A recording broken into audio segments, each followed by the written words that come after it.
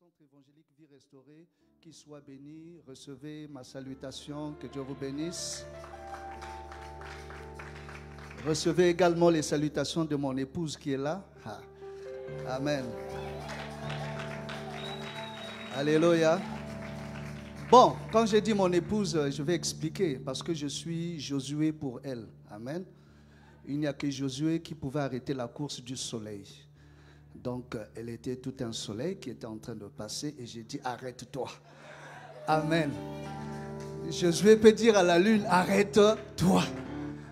Donc, j'ai dit à la lune, ta course là, ça va jusqu'où? Il faut seulement que tu t'arrêtes. Et depuis que j'avais dit ça, la lune s'est arrêtée.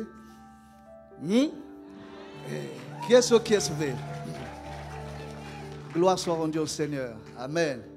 Je vois l'épouse du pasteur Claver Vembe qui est là. Maman, que Dieu te bénisse. Amen.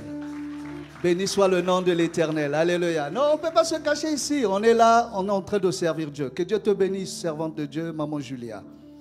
Les choses commencent. Gloire soit rendue au Seigneur. Voilà, je vais ouvrir le feu. Je commence. Je dis une chose. Hier, nous parlions déjà de cette histoire sur le contentement et j'ai frayé un chemin. J'ai vu dans la Bible une histoire qu'on appelle la tour de Babel. Nombreux disent que dans la tour de Babel, il n'y a rien de bon. Mais nous avons pu ressortir quelque chose de bon au niveau de la tour de Babel. Amen. Le problème et la grande tragédie, pourquoi cette entreprise avait échoué? C'est parce qu'ils avaient choisi d'utiliser la brique à la place de la pierre. À la place de la pierre. Et voilà comment toute l'entreprise va échouer. Dieu ne travaille pas avec le naturel, mais avec le surnaturel. S'ils avaient pris la pierre pour bâtir, Dieu aurait accompagné leur histoire. Mais comme ils ont pris la brique, Dieu est sorti de leur histoire. Et hier, je disais ce qu'il faut faire quand on veut bâtir ensemble.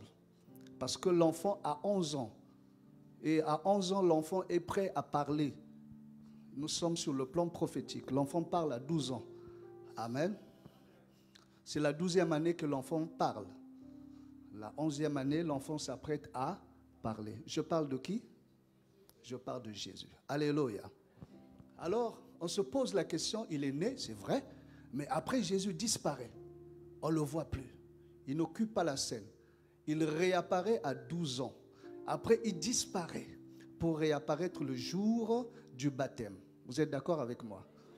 Mais les absences ou les éclipses, nous appelons ça les éclipses de Jésus, ont leur explication. Amen. Pourquoi Jésus doit d'abord disparaître? Mais Ésaïe a expliqué, a donné le pourquoi il devait disparaître pour revenir. Mais nous ne sommes pas là. Je vais donc charger le docteur. À la fin, il faut expliquer toutes ces choses-là. Amen. J'ai confiance. Est-ce qu'on peut acclamer le Seigneur?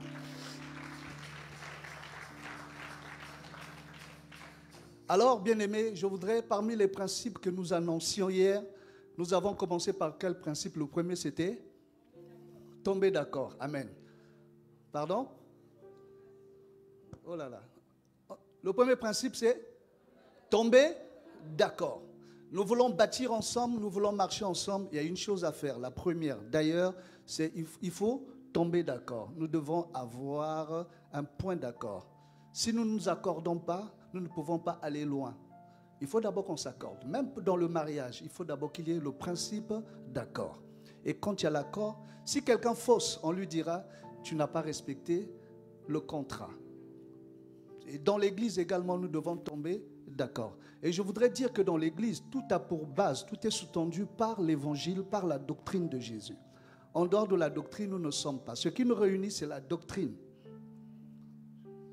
Ce qui nous réunit, c'est la doctrine. Après viendra la révélation, viendra la connaissance, viendra également la prophétie. Les 4 pieds que l'on utilise pour marcher dans la foi. Béni soit le nom de l'Éternel. Après le fait de tomber d'accord, on était où? La stabilité. Beaucoup de gens ont aimé la stabilité hier. Parce qu'ici, il n'y a pas de frère diable, il n'y a pas de sœur Satan. Amen. C'est le diable qui n'est pas stable, qui est toujours en train de se promener. Où étais-tu? J'ai été me promener sur la terre. Un véritable SDF, c'est-à-dire sans domicile fixe. Dans les églises également, il y a des SDF. Quand on te cherche, on ne te voit pas. Où es-tu? tu n'es pas là, tu n'es pas à ton poste. Or, nous avons besoin des chrétiens Habakkuk qui sont toujours à leur poste. Amen. La stabilité. Et hier, nous parlions d'un homme qui est juste au rond-point de Luandili, qui porte d'ailleurs mon nom. Amen. C'est un nom prophétique. Il porte mon nom, c'est Félix Tikaya, qui est juste au rond-point de Luandili. Et lui, il est stable. Quand il fait chaud, il est là. Quand il pleut, il ne fuit pas. Cela devrait nous enseigner, nous également dans l'église, chaque fois qu'il y aura des tempêtes, il y aura des vents, il y aura des problèmes, nous n'allons pas fuir, nous resterons à notre place. Et l'église, aujourd'hui, en souffre vraiment, parce que beaucoup de chrétiens ont tendance à partir, à fuir. Pourquoi? Parce qu'ils rencontrent un problème. Même quand le vent se lèvera, quand le lion commencera à rugir, il n'y aura pas de raison pour que tu partes, que tu fuis. Tu dois rester à ton poste. Dis Amen bien. La stabilité. Dis à celui qui est à côté de toi, il faut être stable. Même quand tu tombes malade, soit on va te proposer, il y a quelqu'un là-bas qui peut te donner ceci, tu dis non. Que je guérisse ou pas, je resterai stable dans ma foi, dans le Seigneur. Voilà une chose qui achoppe beaucoup des enfants de Dieu aujourd'hui. Il y a des alternatives qui sont proposées aux enfants de Dieu. On te dit, en dehors de la parole, il y a une possibilité que tu guérisses. Et beaucoup des enfants de Dieu embrassent certaines voies qui n'honorent pas leur foi. Il vient à l'église, mais il a un autre chemin qu'il suit. Amen. C'est là que je vous avais dit un jour, dans l'église, c'est le bal masqué, on ne sait pas qui est derrière le masque. Tout le monde peut parler en langue. Mo santo, mo santo, mo santo. Il y a même plus royaliste que les rois dans cette église. Quelqu'un me dit Amen. Mais quand tu regardes dans le fond, il y a des choses que l'on pratique qui n'ont rien à voir avec la sainteté, qui n'ont rien à voir avec la chrétienté. Sois stable. Que Dieu te bénisse. Troisième principe. L'engagement mutuel, que on peut aussi appeler l'encouragement mutuel. On doit apprendre à s'encourager, que je t'encourage et que tu m'encourages. On a pris beaucoup des exemples également hier. Il ne faut pas seulement que tu me dises que tu fais mal, mais dis-moi quand même que là tu fais bien, tu peux t'améliorer. Amen. Dieu soit loué. Quatrième principe, l'implication de tous à la tâche. Est-ce que tu es impliqué ou tu ne l'es pas encore? Mais il n'est pas trop tard. Tu peux commencer à t'impliquer. Et ils ont dit une chose. Ils se sont dit, allons. Nous allons tous nous impliquer. Nous avons des défis à relever. Dans le monde des ténèbres, on dit que l'église sévère n'atteindra pas une certaine dimension. C'est un défi qui nous a été lancé. Et nous avons donc la charge de relever le défi. Quelqu'un me dit Amen. Cinquièmement, nous disions, bâtir des stratégies. Allons, faisons des briques. Ce sont des stratégies. Il faut avoir des stratégies quand on est ensemble. Et sixièmement, nous avons dit la maîtrise de la vision. Il faut connaître la vision. Il faut savoir là où tu es. Il faut savoir avec qui tu es. Deux hommes ne peuvent marcher ensemble sans en être convenus. Alléluia. Il faudrait que tu saches. Peut-être que ton conducteur, c'est quelqu'un qui n'a rien à voir avec Christ Jésus. Quelqu'un qui ne te présente pas Jésus, ce n'est pas quelqu'un à suivre. Alléluia. Il faut connaître la vision. Est-ce que lui-même, il a compris la vision? Parce que celui qui n'a pas compris ne peut pas bien t'expliquer une chose. Béni soit le nom de l'Éternel. Et nous disions hier que Jésus, certes, a ressuscité Lazare, mais Jésus n'a jamais délié Lazare. C'était aux disciples qui étaient avec Jésus, à qui la charge avait été donnée de délier Lazare. Il a dit, déliez-le et laissez-le aller. Et donc, ce sont les serviteurs au sein de l'Église qui ont reçu la charge de délier Lazare. Je voudrais donc clore avec cette histoire de Genèse 11, parce que j'ai dit, je vais prêcher aujourd'hui. Amen. Amen, amen. Alors, je voudrais te dire ce qu'il ne faut pas faire dans l'Église. En deux mots. Je t'ai dit ce qu'il faut faire, mais je voudrais te dire également ce qu'il ne faut pas faire. Parce que l'année prochaine, tu vas parler. Il faut qu'on te prépare. Ce qu'il ne faut pas faire. Genèse 11, le verset 4.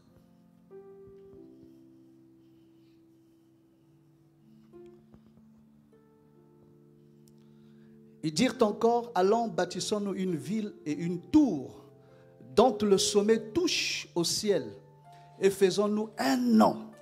Et faisons-nous un nom afin que nous ne soyons pas dispersés sur la face de toute la terre. Amen. Dites avec moi la mauvaise motivation. Tu peux t'asseoir, acclame la parole. Alléluia. Dis avec moi la mauvaise motivation. Ce qu'il faut faire, il ne faut pas avoir une mauvaise motivation. Ils ont dit, bâtissons-nous une tour, alléluia, qui monte au ciel. Nous devons nous faire un nom.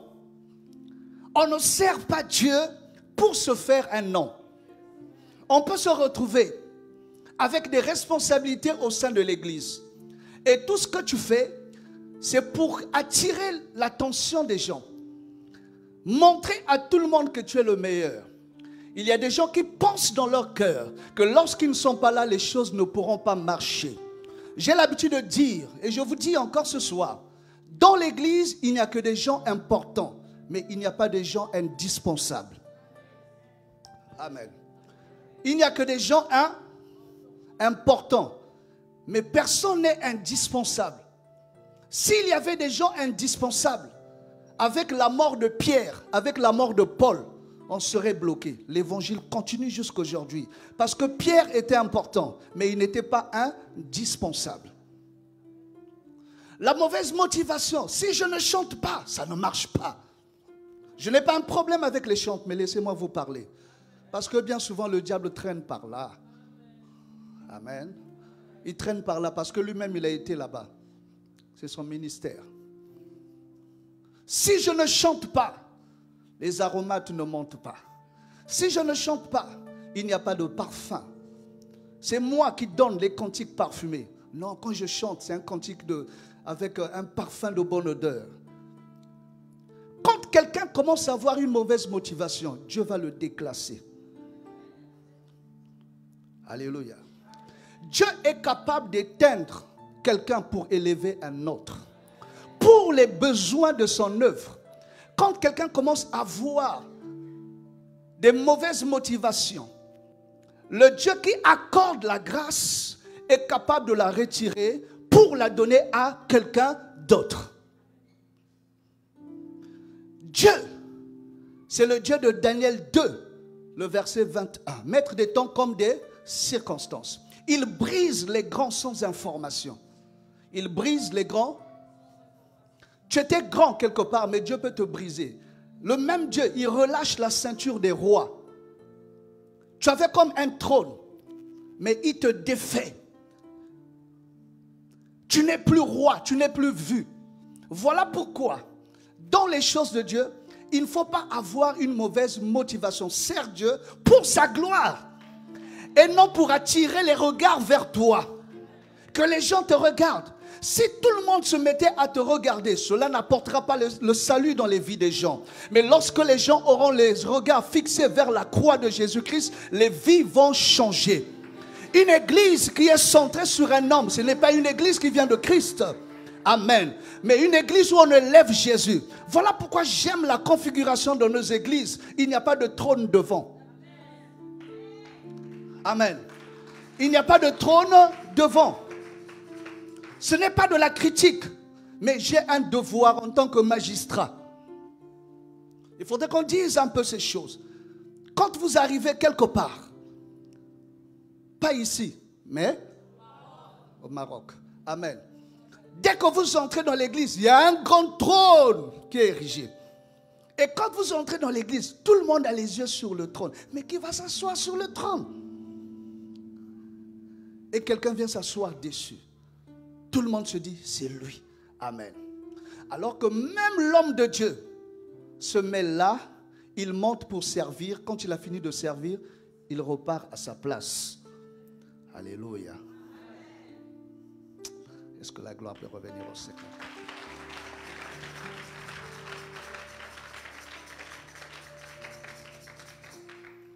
Alléluia. Cela est très important. La mauvaise motivation. La mauvaise motivation peut habiter également les intercesseurs. Si moi je ne prie pas, l'église n'avance pas. Alléluia. Chez nous à l'église, on appelle ça match Match de toyage. Alléluia. Les enfants ont déjà compris, quand je commence, ça crie déjà dans la salle, match de toyage. Le pasteur règle un problème. Alléluia. Quand on aime, on dit la vérité. Quand on n'aime pas, on ne dit pas la vérité. Laissez-moi vous dire la vérité. Alléluia.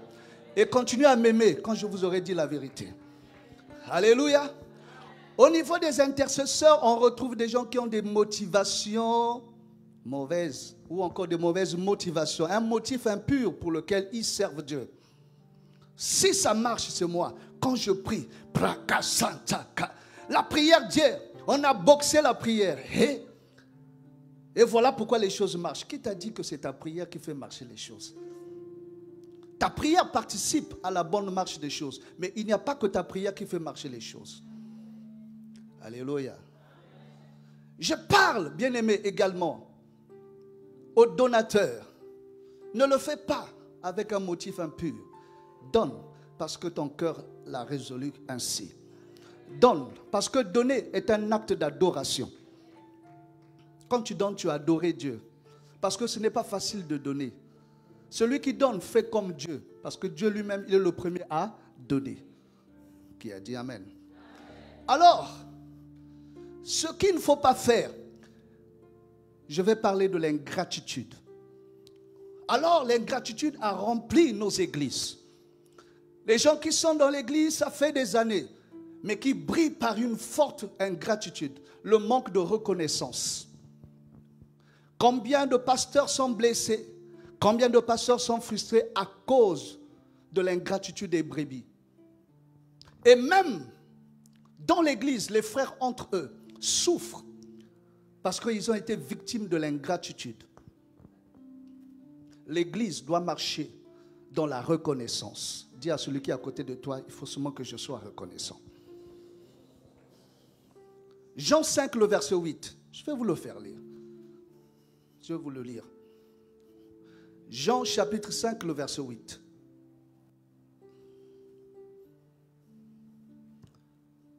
Mon frère, tu me l'envoies? Voilà. Lui, c'est grand. Lève-toi, lui dit Jésus, prends ton lit et marche. Dis avec moi, lève-toi. Lui dit Jésus, prends ton lit et marche. Dis avec moi la reconnaissance. Pourquoi dire reconnaissance à ce niveau? Cet homme est resté malade pendant beaucoup de temps. Mais le jour de son miracle, Jésus aurait pu lui dire, lève-toi et marche. Mais Jésus lui dit, prends ton lit et marche. Jésus était en train de lui dire, quand tu marcheras avec ton lit. Tu n'abandonneras pas ton lit. Alors moi, je rentre dans ce qu'on appelle l'emphase de la chose. Je me dis, cet homme-là, quand il pissait dans le lit voyait, mais le lit ne raconte jamais au dehors qu'il a pissé la nuit. Quand cet homme-là avait faim, le lit n'a jamais raconté que le gars-là a dormi, il n'a pas mangé. Le lit a été fidèle, il a gardé le secret. Vous êtes d'accord avec moi? Quand le Messie avait trop de problèmes, il était tourmenté. Il n'avait pas le sommeil de la nuit. Le lit n'a jamais raconté au dehors que ce monsieur que vous voyez en costume a des sérieux problèmes. Je vais parler du lit de Naaman, le Syrien, le lépreux. Le lit savait que le maître avait un problème, il était lépreux. Mais on n'a jamais vu le lit de Naaman aller raconter au dehors que le général que vous voyez a un problème, il a la lèpre. Alléluia. Écoute-moi très bien. Quand on rentre dans la dimension de la reconnaissance et que Dieu te visite, il règle ton problème. Il ne faut pas oublier ton lit. Ton lit, c'est ton église. Ton lit, c'est ton pasteur. Ton lit, c'est ton frère. Ton lit, c'est ta sœur. Ceux qui t'ont vu souffrir, tu es arrivé à l'église avec tous les problèmes du monde. Mais un travail a été fait, un toilettage a été opéré. Quand tu seras béni, n'oublie pas ton lit. Quand tu entreras dans la bénédiction, entre avec ton église. Alléluia. Or, aujourd'hui, on a des gens dans l'église, dès qu'ils sont visités, bénis par l'Éternel, ils oublient leur maison. Ils oublient leur église. Ils oublient ceux qui ont prié pour eux. Alléluia. Frère Steve, quand Dieu te bénit, n'oublie pas ton lit. J'espère que tu connais le nom de ton lit. Comment s'appelle ton lit? Le temps que tu aies trouvé le nom. Sœur Ryan, tu connais le nom de ton lit? Mais parle fort. Moi, je t'ai l'habitude de parler fort. La vie? Vie restaurée, c'est ton lit. Amen. Gloire au Seigneur. C'est quoi ton lit? Sévère. Sévère, les gens sont sévères. Amen. Gloire soit rendue au Seigneur. Alors, c'est quoi ton lit? Quelqu'un peut me dire encore autre chose? C'est quoi ton lit? Ah, ton pasteur. Alléluia. Alléluia. Alléluia. Alléluia. On n'oublie pas son église. On n'oublie pas son pasteur. La reconnaissance fera de telle sorte que l'église dise, oui, on a sémé sur un bon terrain. On n'a pas navigué avec un ingrat. Ne sois pas ingrat. Sois parmi. Sois ce lépreux-là qui doit revenir dire merci au Seigneur. Alléluia. Viens dire merci. Alléluia. Tu es venu célibataire, Dieu t'a visité, il t'a donné une femme, Dieu t'a donné un mari. Viens rendre grâce au Seigneur. Ne fouille pas ton église, reste reconnaissant, ne sois pas dans l'ingratitude. Acclame très fortement pour la gloire du Seigneur. Alléluia. Voilà, je viens de clore avec la Genèse chapitre 11. Je vais vous parler du contentement. On est d'accord? Amen. Voilà, dis à celui qui est à côté, le pasteur était en train de régler un problème. Parce que l'année prochaine, je dois parler. Mais je dois bien parler. Ah. Alléluia. Tu es là? Béni soit le nom de l'Éternel. Alors, bien-aimés, je vous parle du contentement. C'est un thème un peu fermé, mais c'est un bon thème. Le contentement. Ça veut dire, comme je disais hier, il n'y a qu'un homme, il n'y a que Dieu qui puisse apporter le contentement dans ta vie. Quand Dieu te contente, la satisfaction émerge dans ta vie. Il y a des gens qui sont traversés par des problèmes, mais lorsque Dieu prend ta vie en main, ta vie reçoit une autre forme. Et lorsque Dieu met sa forme dans ta vie, tu entres dans le contentement. Le contentement peut être assimilé à la béatitude. Vous voyez dans la Bible dit, heureux ceux qui ont cru. Heureux, heureux, heureux. Ça montre que tu arrives à un niveau où les soucis ont été dissipés par la puissance de la parole de Dieu. Alors ce soir, je voudrais t'emmener dans la Bible pour que tu vois certaines personnes qui ont vécu le contentement. Alléluia. Tu es prêt? Nous sommes partis. Nous allons voir un homme qui a vécu le contentement parce que Dieu lui a donné quelque chose. Chaque fois que Dieu appelle un homme, il lui donne quelque chose. Personne n'a été appelé par Dieu sans avoir quelque chose. Dieu donne toujours quelque chose pour t'emmener vers le contentement. Si tu dis que Dieu t'a appelé, tu dois être conscient de ce que Dieu t'a donné. Il y a dans la vie ce qu'on appelle se connaître et se savoir. Tu dois connaître ce que Dieu a mis au-dedans de toi. Tu dois te savoir capable de ci ou de ça. Dis-moi, il faut se connaître et se savoir. Amen. Faute de connaissance, mon peuple périt. Quand tu ne te connais pas, tu te retrouveras, bien-aimé, sous les bottes des gens. Quand tu ne te connais pas, le monde des ténèbres marchera sur toi. Mais quand tu te connais et tu te sais capable de faire ou de travailler au-delà des attentes des hommes, bien-aimé, le monde des ténèbres ne pourra plus te maîtriser. Alléluia. J'aime quand les gens disent on ne le comprend plus. Comment voulez-vous comprendre le mouvement de Dieu? Dieu, on ne le comprend pas. Ce n'est plus moi qui fais, ce n'est plus moi qui vis, c'est Dieu qui fait. Comment pouvez-vous comprendre Dieu? Il faudrait que j'arrive dans cette dimension où les gens n'arrivent plus à me comprendre. Quand les gens me comprennent, c'est que je suis encore naturel. Or, Dieu m'appelait à une dimension surnaturelle. Quand les gens comprennent le surnaturel, ça devient grave. Quand les gens peuvent comprendre ce que tu fais, c'est que tu n'as encore rien. Alors, il y a un homme qui est entré dans le contentement. Mais quand il entre dans le contentement, Dieu lui donne quelque chose. Cet homme-là, c'est Abraham. À quel moment Dieu va contenter Abraham? Dieu lui donne la foi. Dis avec moi la foi. Et toute la vie d'Abraham a été marquée par la foi. Dieu a donné à Abraham la foi. Il est d'ailleurs devenu le père de la foi. Abraham est parti, bien-aimé, sur le ainsi dit l'Éternel. Alléluia. Et la Bible nous montre clairement, Abraham partit tel que le Seigneur lui avait dit. Abraham ne savait pas ce qu'il attendait devant. Voilà pourquoi j'aime à définir la foi comme une démarche sans calcul. De foi, nous calculons. Mais quand on ne calcule plus, ça devient la foi. Alléluia. Je donne un exemple. Quelqu'un qui a un salaire à la fin du mois, il gagne 100 000 francs. Il peut faire des programmes avec les 100 000 francs. Mais celui qui ne gagne rien, comment fera-t-il des calculs? Alors celui qui a la foi, même s'il n'a rien, il commence à faire des calculs.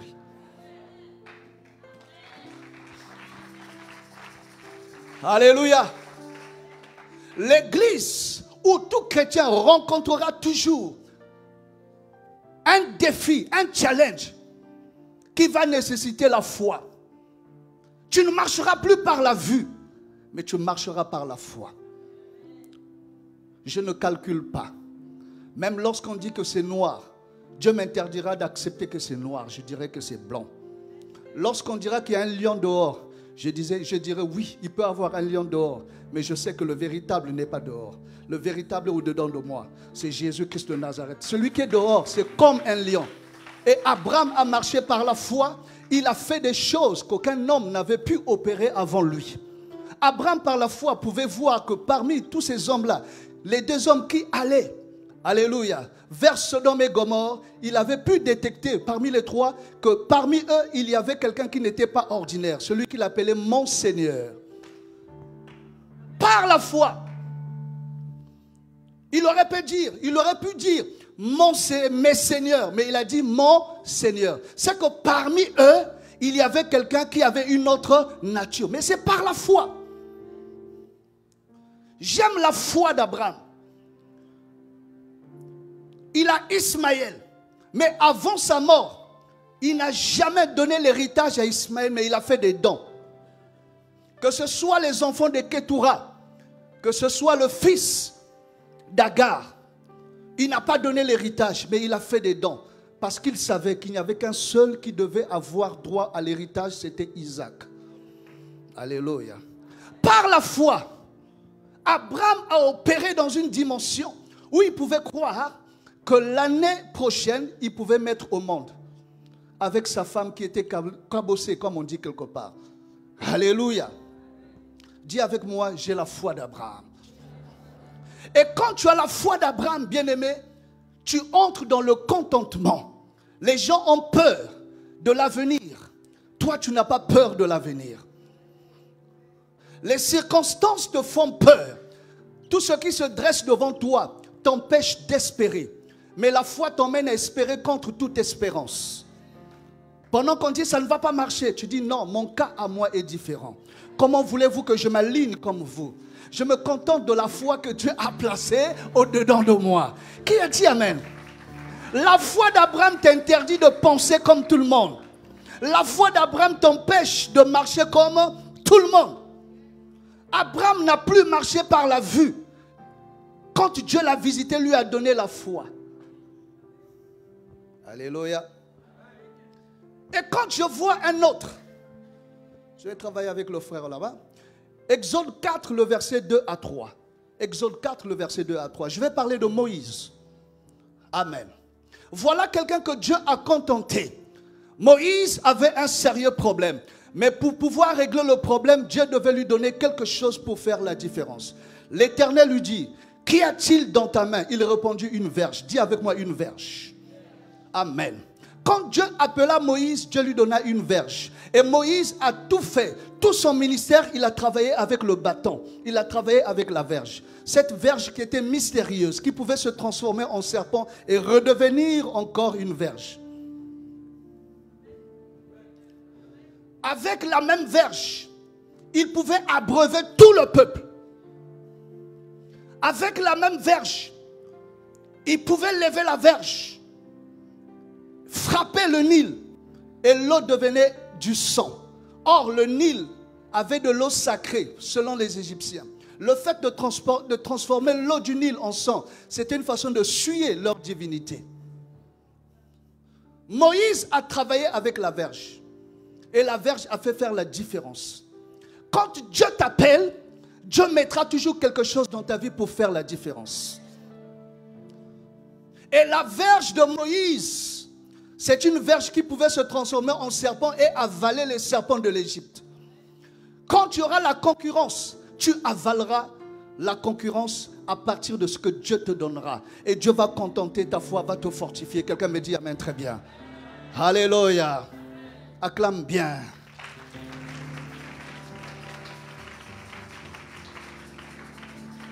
Quand Dieu te contente, Dieu te donne la chose. Quand j'ai vu Moïse, cela m'a rappelé un peu Ésaïe 54, le verset 17, la partie B, où l'Écriture déclare: et toute langue qui se lèvera contre toi en justice, tu la condamneras, tel est l'héritage des serviteurs de Dieu.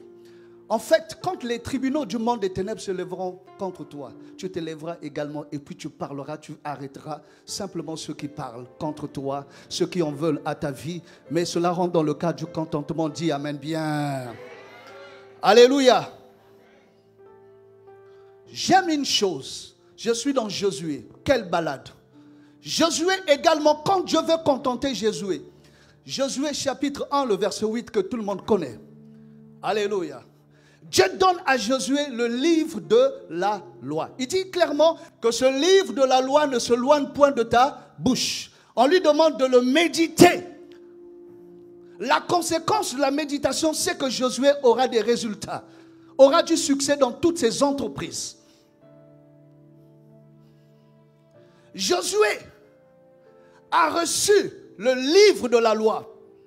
Or, le livre de la loi aujourd'hui, c'est l'évangile par excellence. Parmi les grands cadeaux que Dieu a eu à faire à l'église, c'est la parole. La parole fera de telle sorte qu'on t'appelle magicien. La parole fera de telle sorte que le plus grand sorcier de la famille recule devant toi. La parole, en la lisant, en la chérissant, va t'emmener à un niveau à comprendre. En fait, tu es plus grand, tu es plus fort que les ennemis de ta vie.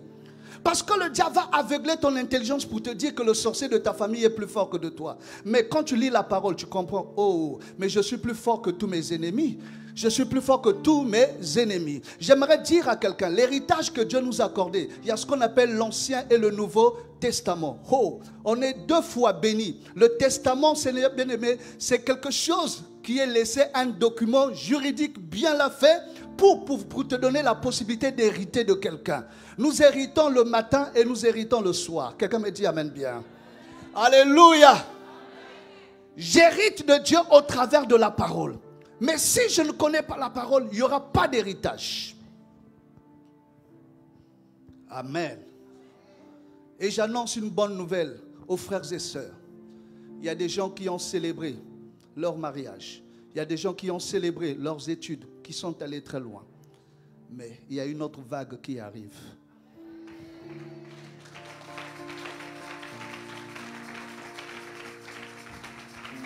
Alléluia. Il y a quelqu'un qui a régné, mais le temps du règne n'est pas fini. Dans la Bible, il y a un roi, il y a deux rois. Dis avec moi, il y a un roi, mais il y a aussi deux rois.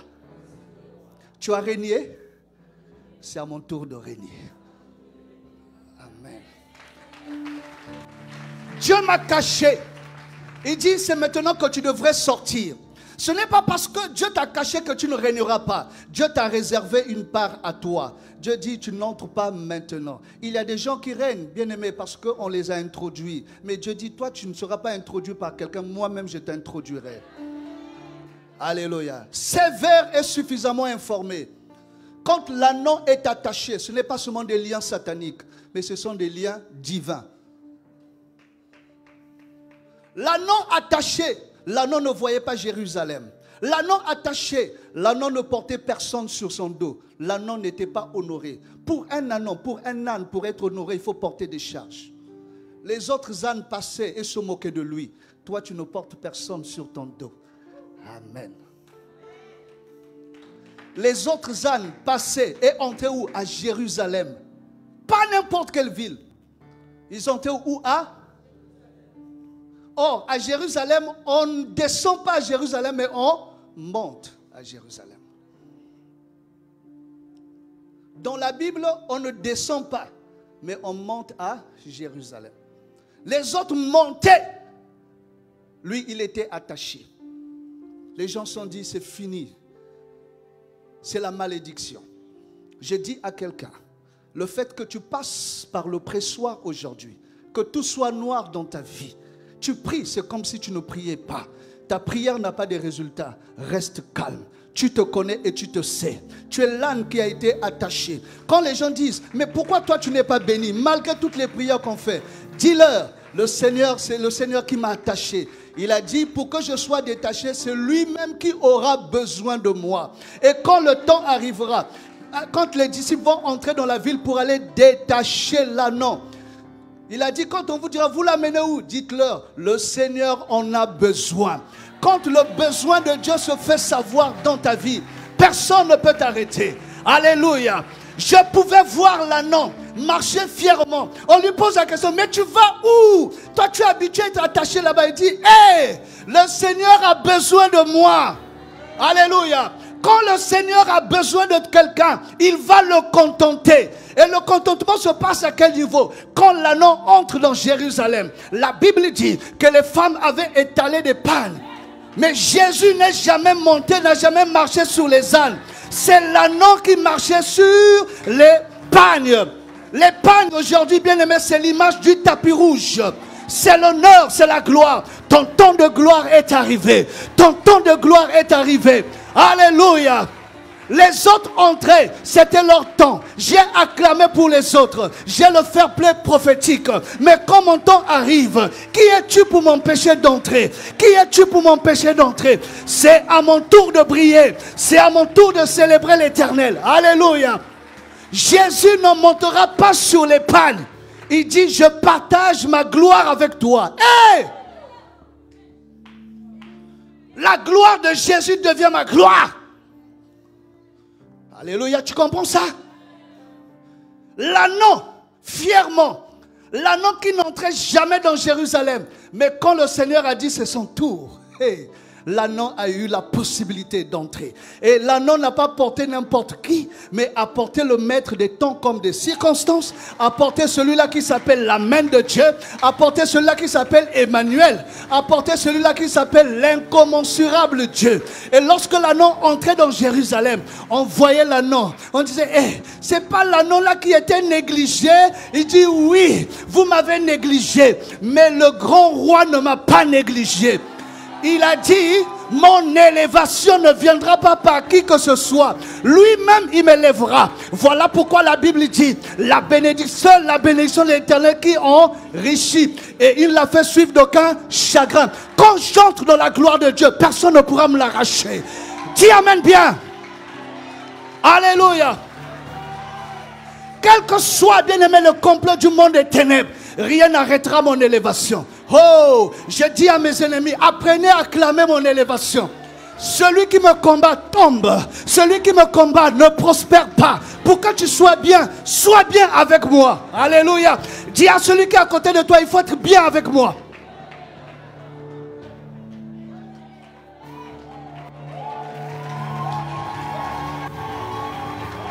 Alléluia.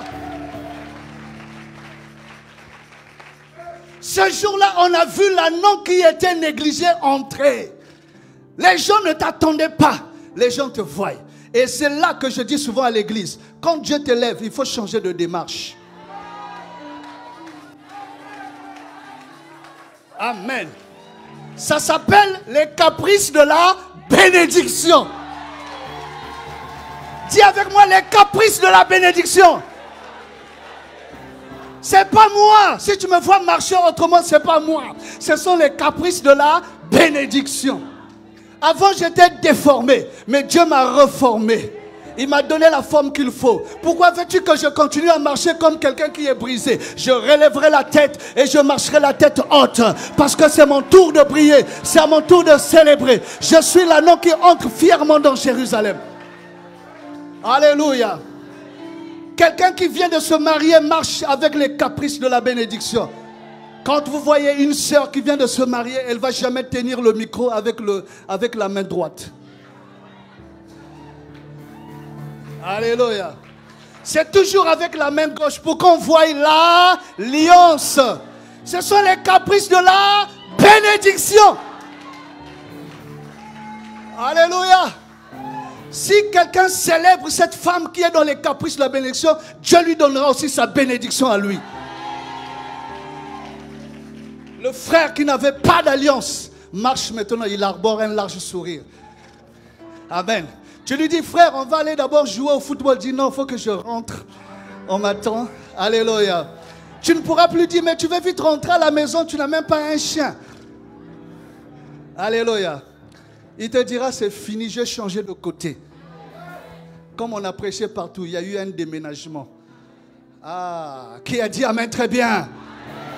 Acclame très fortement pour la gloire du Seigneur.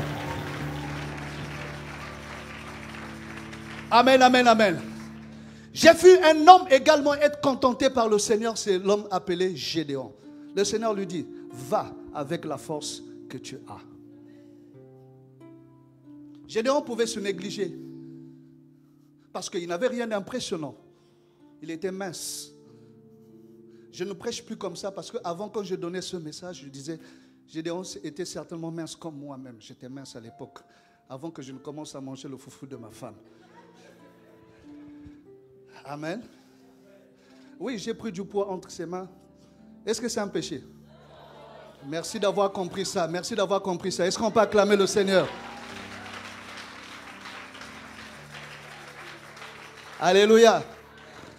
Ah, il y a quelqu'un qui est choqué. Il faut que ça te choque.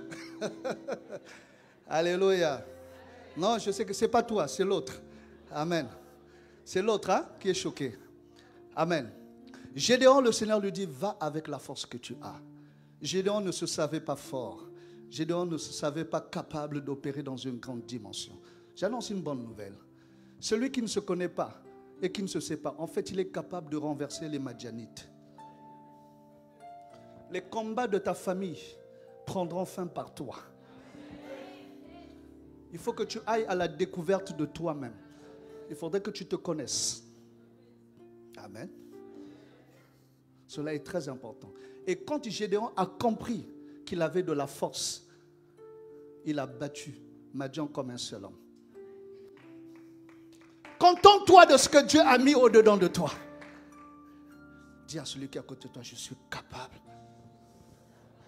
Dis-lui encore, quand je prie fort, ne m'empêche pas de le faire. Je travaille mes muscles spirituels. Amen. Acclame très fortement. Tu vois comment Gédéon a travaillé avec la force qu'il avait. Cela veut dire le peu de versets bibliques que tu connais. Le peu de versets bibliques que tu connais. La petite foi que tu as. Parce que le Seigneur a dit, si vous avez la foi comme un grain de sénévé. Juste une petite foi peut changer le cours de l'histoire de ce monde. C'est là que tu deviens un policier routier du ciel. Vous êtes d'accord avec moi? Un policier routier a la capacité de réguler la circulation. Quand les démons veulent circuler dans ta maison, dans ta famille, tu peux prendre le sifflet. Arrête-toi, passe là-bas, va là-bas.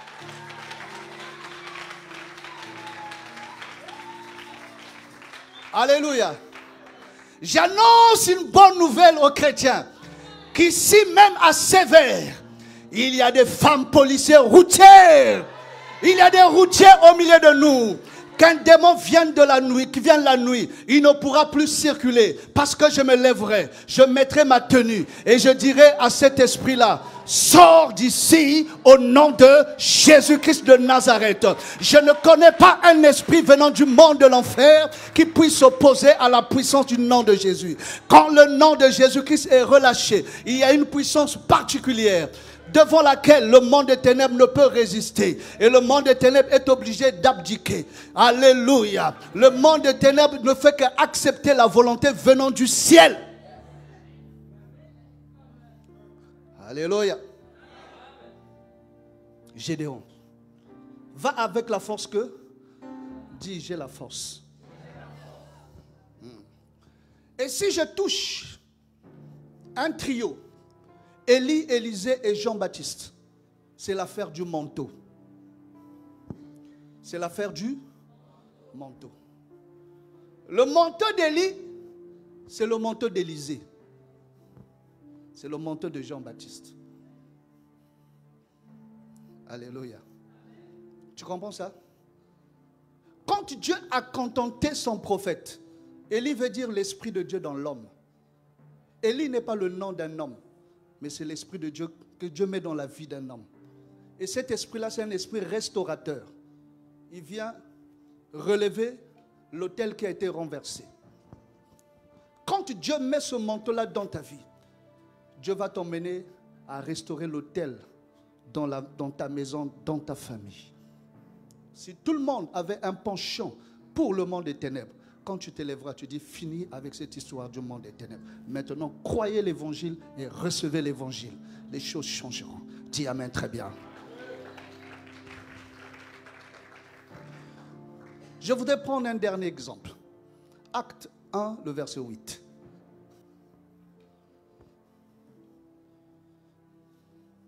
Acte 1, le verset 8. Le contentement. Alors, c'est le meilleur des contentements. Waouh!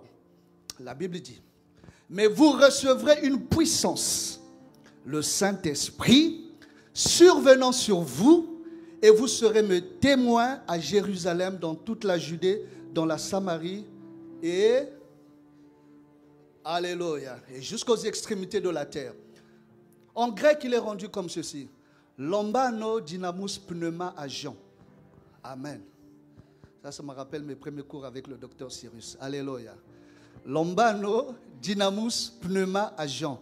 Vous recevrez une puissance, le Saint-Esprit survenant sur vous. En grec. Amen.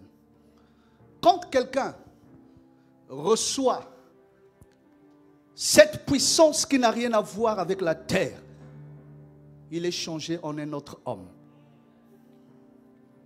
Le véritable contentement que Dieu offre à l'Église dans ce temps de la fin, c'est le Saint-Esprit. Alléluia. C'est le grand héritage qui me contente, qui me satisfait pleinement. Quand Jésus monte au ciel, Jésus ne m'a pas laissé une femme. Jésus ne m'a pas laissé une maison. Jésus ne m'a pas laissé une voiture. Mais il m'a laissé le Saint-Esprit. Alléluia. Parce qu'il savait que dans le Saint-Esprit, il y a la femme. Dans le Saint-Esprit, il y a la voiture. Dans le Saint-Esprit, il y a la maison. Dans le Saint-Esprit, il y a la santé, il y a la guérison. Quelqu'un me dit amen très bien. Oh! Alléluia! Jésus monte, il dit, Emma, je ne te laisse pas une maison, mais je te laisse le Saint-Esprit. Et quand le Saint-Esprit descend sur moi, je reçois la capacité de m'acheter une maison. Je reçois la capacité de déclarer que la maladie vient de prendre fin. Dis amen très bien. Alléluia. Il savait que s'il m'avait laissé une maison, avec le temps, la maison aurait changé de forme. S'il m'avait laissé une voiture, peut-être à l'époque, ça devait être une 504. Mais aujourd'hui, la 504 n'est plus à la mode. Alléluia. Alors il dit, je te laisse le Saint-Esprit, tu pourras t'acheter la voiture de ton goût à l'époque donnée, ceci, cela. Dis amen très bien. Alléluia. Avec le Saint-Esprit, rien ne peut m'arrêter. J'aimerais dire à quelqu'un, le Saint-Esprit ne respecte pas la sorcellerie. Le Saint-Esprit n'a pas de respect pour les lois établies. Le Saint-Esprit n'a pas de respect pour, bien-aimé, tout ce qu'on a dit contre toi. La condamnation, on a dit tu ne te marieras pas. Mais lorsque le Saint-Esprit entre en scène, même les lois établies sont obligées de se mettre au garde à vous. La Bible déclare une chose, au premier ordre, les fils de l'étranger m'obéissent et me flattent. Oh, quand je dis ça, bien-aimé, je réalise, au premier ordre, quand j'ordonne, les fils de l'étranger, qui sont les mauvais esprits, qui sont les démons, m'obéissent et ils me flattent. Pourquoi? Parce qu'au-dedans de moi, il y a une puissance qui les fragilise. Alléluia. Un seul chrétien est capable de fragiliser tout le système du monde établi dans une ville. Un chrétien qui a le Saint-Esprit, qui marche avec la puissance de feu. Les gens ne l'aimeront pas. Les gens ne l'aimeront pas parce qu'il va détrôner tout ce qu'ils ont fait au nom de Jésus-Christ de Nazareth. Le monde a changé le jour que le Saint-Esprit est venu sur la terre. Cet esprit que tout le monde attendait. Pierre a marché sur les eaux. Il n'avait pas le Saint-Esprit. Marie a conçu Jésus. Elle n'avait pas le Saint-Esprit. Voilà pourquoi Marie et tout le monde attendait dans la chambre haute la descente du Saint-Esprit. Qui a dit amen très bien? Alléluia. Quelque part, je dis, Marie n'avait pas le Saint-Esprit. Si elle avait déjà le Saint-Esprit, elle ne serait pas là dans la chambre haute en train d'attendre l'avènement du Saint-Esprit. Tout le monde attendait. Pierre marchait sur les eaux, mais il n'avait pas encore reçu le Saint-Esprit. Je dis à quelqu'un ce soir, ta bénédiction sera comme la bénédiction d'un fantôme. Alléluia. Tout le monde a dit qu'il est fini. Mais un soir, pendant qu'ils étaient en train de pécher, ils ont vu quelqu'un marcher sur les eaux, il venait vers eux. Pierre a dit, hey, c'est un fantôme. Bien-aimé, tout le monde a peur des fantômes. Ta bénédiction, c'est la bénédiction des revenants. Ceux qui t'ont enterré, ceux qui ne croyaient plus en toi, quand ils te verront monter dans la gloire de Dieu, ils vont dire, hey, mais ça c'est un fantôme. Est-ce qu'un homme comme ça pouvait encore se marier? Est-ce qu'une femme comme ça pouvait encore mettre au monde? Ça va être l'étonnement. Les gens seront tellement étonnés qu'ils diront, non, un homme ne peut pas être comme ça, il n'y a qu'un revenant. Or, les gens ont peur des revenants. Laisse qu'on t'enterre, laisse qu'on déclare que tu es mort. Quand tu reviendras, les gens vont avoir peur de toi comme ils ont peur des fantômes. Amen. Le contentement. Qui est contenté par le Seigneur ici? Si Christ est pour toi, qui sera? Alléluia. Est-ce que l'église sévère peut donner une offrande d'acclamation au Seigneur encore ce soir? Alléluia.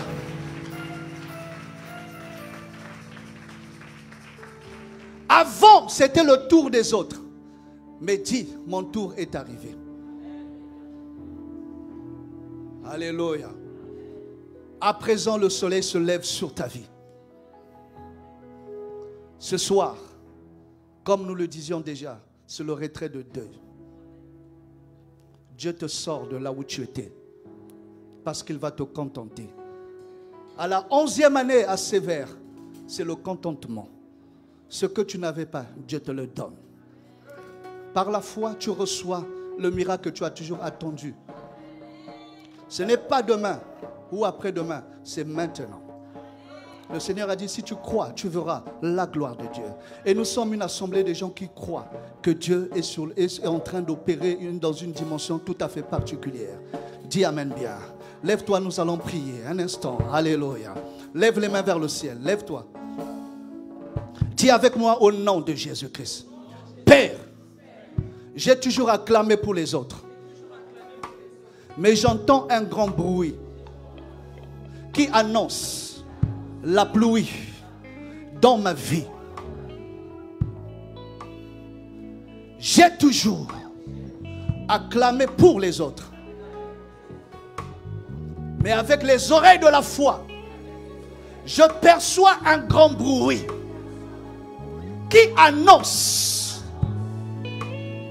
mon élévation au nom de Jésus-Christ. Père, tu me contentes. Ce qui m'a toujours fait mal disparaît au nom de Jésus. C'est la 11e année. Et l'homme de Dieu a dit, c'est le contentement. Je saisis cette parole et j'entre dans mon contentement, ma satisfaction au nom de Jésus-Christ. Je parle aux esprits méchants qui m'ont toujours dominé. C'est fini avec votre domination. Écoutez-moi très bien. C'est fini avec vous. C'est à mon tour de régner. Obéissez à mes ordres. Je parle aux hommes, aux femmes qui me combattent nuit et jour. C'est fini avec votre dictature. C'est à mon tour de vous commander. Si vous ne repentez pas, je vous détruis au nom de Jésus. Je parle comme David. David a dit, je poursuis mes ennemis, je les atteins et je ne reviens pas sans les avoir anéantis. Je déclare l'anéantissement de tous mes ennemis. Quiconque se manifeste contre moi avec la têtudesse reçoit ce soir son anéantissement au nom de Jésus-Christ. Je brise les forteresses qui ont été établies devant ma destinée. Je suis né pour gagner. Je suis né pour monter. D'où vient-il que je ne témoigne pas? Le temps est arrivé. Revêtu de la puissance, revêtu de l'onction, le Saint-Esprit de Dieu, j'entre dans mon héritage. Je reçois ce qui est à moi. Je reçois ce qui est à moi. Au nom de Jésus-Christ, le contentement, c'est pour moi. Pas seulement pour les autres, mais pour moi. J'ai le profil des gens qui vont témoigner. Maintenant, je témoigne au nom de Jésus-Christ. Élève la voix et déclare que tu témoignes à présent au nom de Jésus-Christ. Élève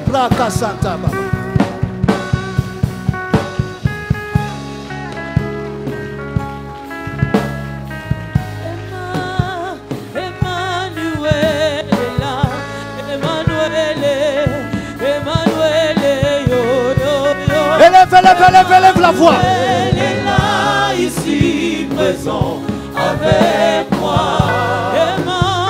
Emmanuel est là. Emmanuel, yo, yo, yo. Emmanuel est là, ici, présent avec moi. Église, chante et prie. Emmanuel est là.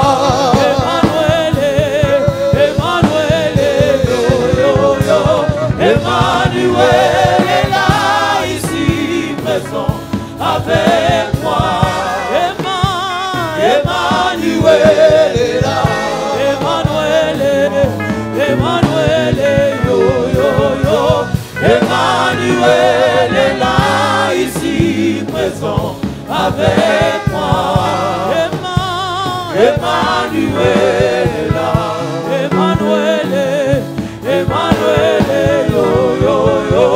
Emmanuel est là. Au nom de Jésus. Lève les mains vers le ciel. Dis avec moi, Père, à la 11e année, je prie pour un miracle inhabituel dans ma vie et dans ma maison. Je commande au vent d'Orient d'emporter au loin les sauterelles, les gélèques, le gazam et le asile qui ont été placés dans ma vie pour dévorer ma santé, ma paix, mes finances. Vous, instruments du monde des ténèbres, recevez maintenant le vent d'Orient qui souffle alors fort et vous emporte au loin au nom de Jésus-Christ. Sauterelle, ta place n'est plus dans ma vie ni dans ma maison. Tu ne pourras plus dévorer ce qui est à moi, que ce soit ma maternité, ma paternité, mes finances, ma santé. Tu ne pourras plus dévorer. Maintenant que je parle, le vent souffle et t'emporte au loin. Sauterelle commence à être emportée au loin dans le nom de Jésus-Christ de Nazareth. Emmanuel est là. Emmanuel, yo, yo, yo. Emmanuel est là, ici, présent avec moi. Emmanuel est là. Emmanuel, yo, yo, yo. Emmanuel est là, ici, présent avec moi. Emmanuel est là. Emmanuel, yo, yo, yo. Emmanuel est là, ici, présent avec moi. Emmanuel est là. Emmanuel, yo, yo, yo. Emmanuel est là, ici, présent avec moi. Emmanuel est là. Emmanuel, yo, yo, yo. Emmanuel est là, ici, présent Emmanuel est là. Emmanuel, Emmanuel, yo yo yo. Emmanuel est là, ici présent avec moi. Emmanuel est là. Que quelqu'un dise merci Seigneur Jésus. Merci Seigneur Jésus. Merci Seigneur Jésus. Merci Seigneur Jésus. Est-ce que tu peux encore acclamer pour le Seigneur? Est-ce qu'il y a quelqu'un qui a été béni ce soir? Il n'a qu'à balancer sa main. S'il a été béni ce soir, qu'il balance sa main. Amen, amen. Bien-aimés, nous ne sommes qu'au deuxième jour. Nous bénissons Dieu pour l'instrument que c'est choisi. Ces 2 premiers jours, amen. Ce n'est pas moi qui fais le programme, amen. Mais demain, nous allons encore monter. Il a mis les bases, il a mis les briques. Nous allons monter. Alors, moi, je suis quand même surpris que tu viennes toujours seul. À côté de toi, il y a toujours quelqu'un qui venait, qui a toujours été présent. Mais tu ne vérifies pas pourquoi la personne n'est pas là. Hier, s'il a plu, aujourd'hui, il n'a pas plu. Alléluia. Bien-aimés, nous aurons des solutions par la parole et à cause de la parole. Aussi longtemps que nous ne la recevrons pas, aussi longtemps que nous ne prendrons pas des dispositions pour la recevoir, l'écouter, l'apprécier, la pratiquer, ça ne serait pas possible. En dehors de ça, Dieu n'est pas là. Nous bénissons Dieu pour ce soir. Je suis convaincu que tu as reçu, que tu as écouté et que tu vas en faire bon usage. Alléluia. Alors demain, vraiment, soyons là à temps à 18h, nous allons monter d'un cran. Ce n'est pas toujours bien de présenter celui qui va prêcher, mais je suis convaincu que, vous savez, on ne fait pas des choix des hommes de Dieu par affinité. C'est mon parent, c'est mon oncle, il prêche, je l'invite. S'il est bon, on va l'inviter. Mais si tu n'es pas bon, si tu ne nous convaincs pas, si tu es dans les numéros de téléphone et les noms des grands-parents, on ne va jamais t'inviter. Alléluia. Alléluia. Donc voilà, c'est l'esprit qui convainc d'inviter. Nous savons. Tu es étonné même pourquoi moi je n'interviens pas. Moi je vais parler de mon contentement après le séminaire. Amen. Je parlerai de mon contentement après le séminaire. Voilà. On préfère être nourri d'abord par les gens qui viennent, enfin, extérieur, entre guillemets, quand même ils ne sont pas de l'extérieur. Alléluia. Donc je t'invite demain, 18h. 18h. Nous aurons un autre orateur que tu auras l'occasion de découvrir sur le même thème. Est-ce qu'on peut acclamer pour le Seigneur?